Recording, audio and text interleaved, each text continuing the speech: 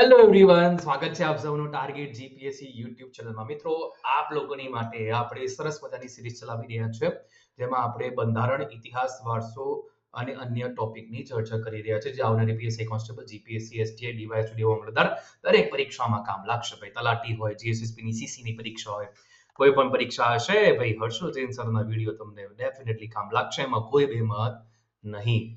Indian constitution assembly and its work એ topic ઉપર આપણે ચર્ચા કરી રહ્યા હતા અને આપણે એ ટોપિકની અંદર આગળ વધવાનો પ્રયત્ન કરીએ.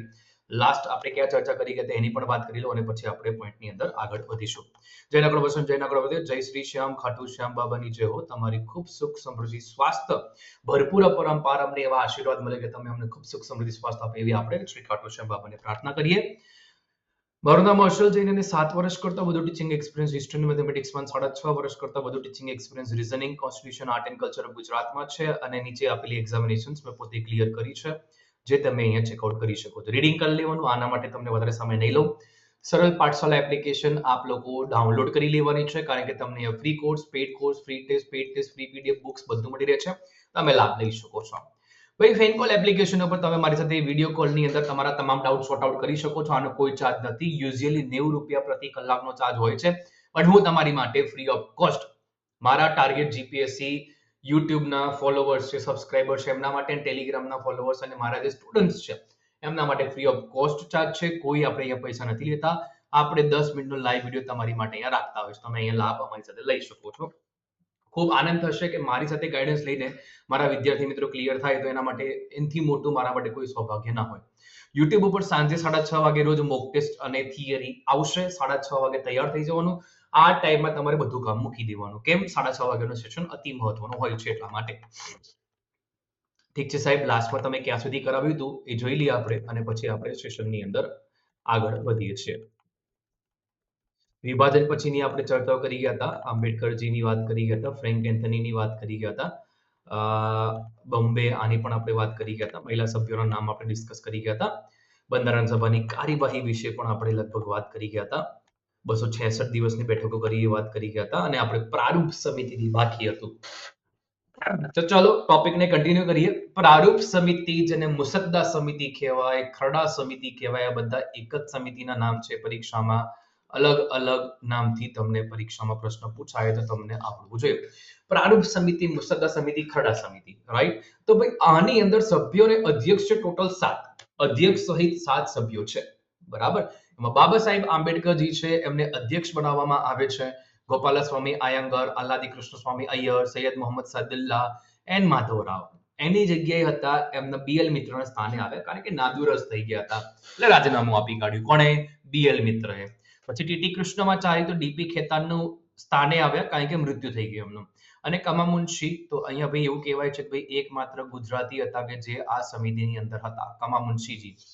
જ્યાં જ્યાં કોઈના પહોંચે ત્યાં આપણા કમા મુનશીજી હોય ને હોય જ. ઘનશ્યામ એમનું ઉપનામ છે, તમે ધ્યાનમાં રાખજો. પ્રારૂપ સમિતિની અંદર કેટલા સભ્યો? 6 સભ્યો, એક અધ્યક્ષ, ટોટલ 7 સભ્યો કહેવાય. તમને એવું પૂછે કે અધ્યક્ષ સહિતના કેટલા સભ્યો? 7. બરાબર, ધ્યાન રાખજો. ઓકે, ટોટલ 7 સભ્યો તમારે ધ્યાનમાં રાખવાના. પ્રશ્ન કઈ રીતે પૂછે, દિમાગ લગાવીને આન્સર આપજો, લોચા પડશે પરીક્ષામાં. ઓકે, હા, આ તમને યાદ રાખવાનું રહેશે. ઓકે, ઠીક છે, વાંધો નહીં. આની પણ ટ્રીક છે, મેં ટ્રીક કદાચ આપણા યુટ્યુબમાં અપલોડ કરી છે. આને યાદ રાખવાની, તમે એને યાદ રાખી શકો છો. ઓકે સાહેબ, થોડુંક આપણે ટોપિકમાં આગળ વધીએ છીએ. મુસદ્દા સમિતિ કુલ 114 દિવસ માટે મળી. અલગ અલગ સમિતિની ભલામણના આધારે પહેલો મુસદ્દો ફેબ્રુઆરી 1948માં પ્રકાશિત કર્યો. દેશના લોકોને તે અભિપ્રાય આપવા માટે 8 મહિનાનો સમયગાળો આપવામાં આવ્યો. ઓક્ટોબર 1948માં બંધારણનો બીજો મુદ્દો પ્રકાશિત થયો અને બંધારણનો આખરી મુસદ્દો છે આંબેડકરજી દ્વારા 4 નવેમ્બર 1948ના રોજ રજૂ કરવામાં આવ્યો. આ પ્રારૂપ સમિતિના જે પોઈન્ટ ઓફ વ્યૂ છે કે જે એમના સ્તરો હતા, કે એક જે સ્તર છે એની અંદર બધા ડિસિઝન્સ લેવામાં આવ્યા તેની વાત છે. આ પ્રથમ વાંચન હતું, તેના પર 5 દિવસ સામાન્ય ચર્ચાઓ ચાલી, બરાબર છે. બીજું વાંચનની શરૂઆત 15 નવેમ્બર 1948ના રોજ થઈ અને 17 ઓક્ટોબર 1949ના રોજ પૂરી થઈ, બરાબર? તો તમે ધ્યાન રાખો. તૃતીય વાંચનની શરૂઆત છે તે 14 નવેમ્બર 1949ના રોજ શરૂ થઈને આંબેડકરજી એ ઠરાવ રજૂ કર્યો કે ભાઈ constitution as settle by the assembly be passed, બરાબર? હા, તો તમારે ધ્યાનમાં રાખવાનું છે આ વસ્તુને, પરીક્ષા માટે મોસ્ટ ઇમ્પોર્ટન્ટ છે. આ 15 નવેમ્બર 1948, અહીંયા પણ 17 ઓક્ટોબર 1949 થઈ ગયો. અને પછી 14 નવેમ્બર 1949 થઈ ગયું. રાઈટ? બરાબર છે. ડેટમાં કોઈ મિસ્ટેક નથી. કોઈ હોય તો તમે કમેન્ટ બોક્સમાં કમેન્ટ કરજો. બાકી લગભગ કોઈ મિસ્ટેક નથી આમાં. વિવિધ સમિતિઓની વાત કરીએ આપણે તો ભાઈ પ્રારૂપ મુસદ્દા સમિતિ તેમાં ડોક્ટર બાબા સાહેબ આંબેડકર છે તે અધ્યક્ષ હતા પ્રારૂપ મુસદ્દા સમિતિની અંદર. પ્રારૂપ સમીક્ષા સમિતિ સમજો, પ્રારૂપ મુસદ્દા અથવા પ્રારૂપ અથવા ખરડા સમિતિ ડોક્ટર બાબા સાહેબ આંબેડકર. પ્રારૂપ સમીક્ષા સમિતિ અલ્લાદી કૃષ્ણસ્વામી અય્યર A.K. અય્યરજી હતા. આ તમારે ધ્યાનમાં રાખવાનું. આમાંથી તમને જોડકું પૂછશે. બીજું સંઘ બંધારણ સમિતિ તો જવાહરલાલ નહેરુજી, પણ સંઘ શક્તિ સમિતિ જવાહરલાલ નહેરુજી. આ બંને એક સાથે યાદ રાખવાની. સંઘ બંધારણ, સંઘ શક્તિ બંને એક જ સાથે યાદ રાખવાના છે આપણે. પછી વાત કરીએ આપણે આગળ તરફ તો ભાઈ પ્રાંતીય બંધારણ સમિતિ સરદાર વલ્લભભાઈ પટેલ. બરાબર. પ્રાંતીય બંધારણ સમિતિ અને મૂળભૂત અધિકાર અને અલ્પસંખ્યક સમિતિ બંને સરદાર વલ્લભભાઈ પટેલના અંદર અધ્યક્ષતામાં હતી, પ્રમુખ હતા. રાષ્ટ્રીય ઝંડા સમિતિનું પૂછ્યું J.B. કૃપલાણીજી આવશે. સંચાલન સમિતિ ડોક્ટર રાજેન્દ્ર પ્રસાદજી આવશે. પ્રક્રિયા નિયમ સમિતિ ડોક્ટર રાજેન્દ્ર પ્રસાદ આવશે. બંનેમાં ડોક્ટર રાજેન્દ્ર પ્રસાદનું નામ યાદ રાખજો. આમાંથી જોડકામાં પૂછાય કે ના પૂછે, સિંગલ ક્વેશ્ચન પૂછે તો માણસ કન્ફ્યુઝ થાય છે. તો આપણે આને પાક્કું યાદ રાખવાનું છે. આપણે આમાં કોઈ મિસ્ટેક નથી કરવાની આની અંદર. કાર્ય સંચાલન સમિતિ કમા મુનશીજી આવશે. મૂળભૂત અધિકાર ઉપસમિતિ, જોજો મૂળભૂત અધિકારની સમિતિ અને અલ્પસંખ્યક સમિતિ આવે તો સરદાર વલ્લભભાઈ પટેલ, પણ અહીંયા ઉપસમિતિ છે J.B. કૃપલાણીજી આવશે. જોજો અહીં બરાબર પાછળ લઉં છું. મૂળભૂત અધિકાર અને અલ્પસંખ્યક સમિતિ ભેગી તો સરદાર વલ્લભભાઈ પટેલ. મૂળભૂત અધિકાર ઉપસમિતિ તો J.B. કૃપલાણી. અલ્પસંખ્યક સમિતિ એકલી હોય તો H.C. મુખર્જી. રાષ્ટ્રધ્વજ સંબંધી કામચલાઉ સમિતિમાં આવશે ડોક્ટર રાજેન્દ્ર પ્રસાદ. રાજેન્દ્ર પ્રસાદની ત્રીજી સમિતિ આવી રહી છે, ધ્યાનમાં રાખજો. બંધારણ સભાના કાર્યો અંગેની સમિતિ G.V. માવડંકર. બાકાત રાખેલ અને અંશતઃ બાકાત ક્ષેત્રોની પેટા સમિતિ A.V. ઠક્કર આવશે, ધ્યાનમાં રાખજો આપ લોકો. આ બધી જ સમિતિના પ્રશ્નો તમને પરીક્ષામાં પૂછાશે, તમારે ધ્યાનમાં રાખવાનું છે. એક્ઝામમાં આપણને આના પ્રશ્નો પૂછશે. ગૃહ સમિતિની વાત કરવામાં આવે તો B. પટ્ટાભી સીતારામૈયા. લઘુ પેટા સમિતિમાં આવશે ભાઈ H.C. મુખર્જી. H.C. મુખર્જી આગળ પણ આવ્યા ક્યાંક અલ્પસંખ્યક સમિતિમાં, અને એમાં જ લઘુમતી પેટા સમિતિ છે એ તમે અહીંયા જોશો. બરાબર. ઉત્તર પૂર્વ સીમાના આદિજાતિ વિસ્તાર અસમ બાકાત અને અંશત બાકાત વિસ્તારની સબ કમિટી ગોપીનાથ બોરડોલોઈ. વ્યવસાય સમિતિના હુકમની સમિતિ K.M. મુનશીજી. કમા મુનશી આવશે, ધ્યાનમાં રાખજો.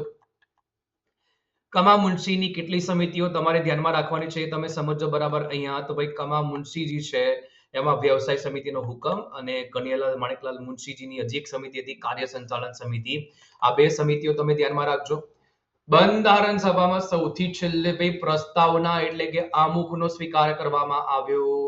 Most important question. આમુખ શું હતું? તો આમુખ જે છે એ ભાઈ જવાહરલાલ નહેરુ દ્વારા ઉદ્દેશ પ્રસ્તાવ રજૂ કરવામાં આવ્યો હતો. આ ઉદ્દેશ પ્રસ્તાવ છે એ આમુખ તરીકે લેવામાં આવ્યો ને. બટ બંધારણની બ્લુપ્રિન્ટ પૂછાય તો મોતીલાલ નહેરુનો નહેરુ રિપોર્ટ આવશે, તમે ધ્યાનમાં રાખજો. ઓકે, એટલે ઉદ્દેશ પ્રસ્તાવ છે એ આમુખ નો આવશે. ઉદ્દેશ પ્રસ્તાવ કોણે રજૂ કર્યો? જવાહરલાલ નહેરુ. પણ બંધારણની બ્લુપ્રિન્ટ પૂછાય તો નહેરુ રિપોર્ટ તમારે ધ્યાનમાં રાખવાનો છે. 24 જાન્યુઆરી 1950 ના રોજ બંધારણ સભાના સભ્યો દ્વારા ફરીવાર હસ્તાક્ષર કરવામાં આવ્યા, અને અલ્ટિમેટ 26 નવેમ્બર 1949 થી બંધારણ છે તે અહીંયા લાગુ કરી દેવામાં બંધારણના કાયદામાં 4 વસ્તુ લઈ આવવામાં આવી: નાગરિકતા, ચૂંટણી, કામચલાઉ સરકાર, સંસદ અને કટોકટીની જોગવાઈ. બરાબર. તો તમારે આને કઈ રીતે યાદ રાખવાનું છે? તો તમારે યાદ રાખવાનું છે નાકાચૂંક તરીકે યાદ રાખવાનું. નાગરિકતા, કામચલાઉ સરકાર, સંસદ, ચૂંટણી અને કટોકટીની લગતી જોગવાઈ. આટલી વસ્તુ આપ લોકોને ડન હોવી જોઈએ. બરાબર છે. આપણે અહીંયાથી નેક્સ્ટ ક્લાસમાં ચર્ચા કરીશું. બંધારણ સભામાં 11 બેઠકો, અધિવેશન દ્વારા 266 બેઠક મળી.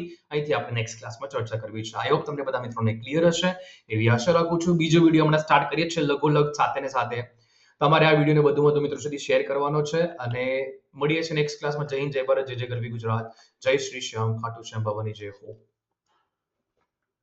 Thank you for watching this video. Subscribe, share and like.